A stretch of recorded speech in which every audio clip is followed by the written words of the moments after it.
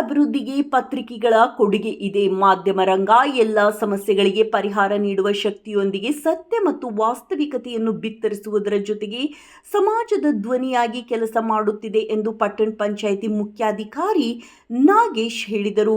ಕರ್ನಾಟಕ ಕಾರ್ಯನಿರತ ಪತ್ರಕರ್ತರ ಧ್ವನಿ ಸಂಘದ ವತಿಯಿಂದ ಕೊಪ್ಪಳ ಜಿಲ್ಲೆಯ ಯಲಬುರ್ಗಾ ಪಟ್ಟಣದ ಎಸ್.ಎ.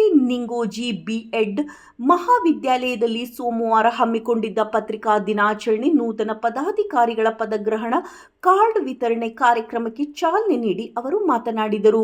ನಿವೃತ್ತ ಡಿಡಿಪಿಐ ಎಸ್.ಟಿ. ಗಾಂಜಿ ಉಪನ್ಯಾಸ ನೀಡಿ ನೈಜ ಸುದ್ದಿಗಳನ್ನು ಬಿತ್ತರಿಸುವ ಮೂಲಕ ಸರ್ಕಾರ ಮತ್ತು ಅಧಿಕಾರಿಗಳ ಕಣ್ಣು ತೆರೆಸುವ ಕೆಲಸವನ್ನು ಮಾಧ್ಯಮ ಮಾಡುತ್ತಿದೆ ಎಂದರು.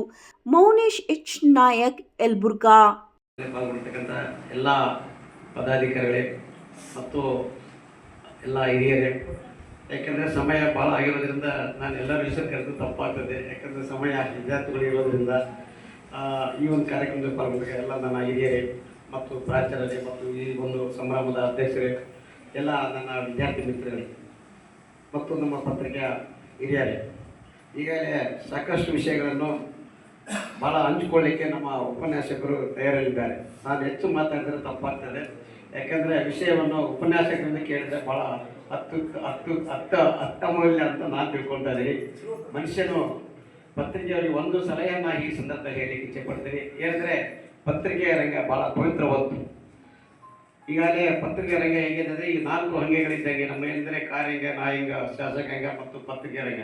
ಇದು ಇದ್ದಿದ್ದನ್ನು ನೇರವಾಗಿ ಹೇಳುವ ಮನುಷ್ಯ ಇಲ್ಲಿ ಬಹಳಷ್ಟು ಒಳ್ಳೆಯ ಕೆಲಸ ಕಾರ್ಯಗಳನ್ನು ಮಾಡಿ ಶಿಕ್ಷಣ ಕ್ಷೇತ್ರದಲ್ಲಿ ಕೂಡ ಅದ್ಭುತವಾದಂತಹ ಕೆಲಸಗಳನ್ನು ಅವರು ಮಾಡಿದ್ದಾರೆ ಅಂತ ಹೇಳಿದಾಗ ಅದು ಬಹಳ ಹೆಮ್ಮೆ ಅನಿಸ್ತು.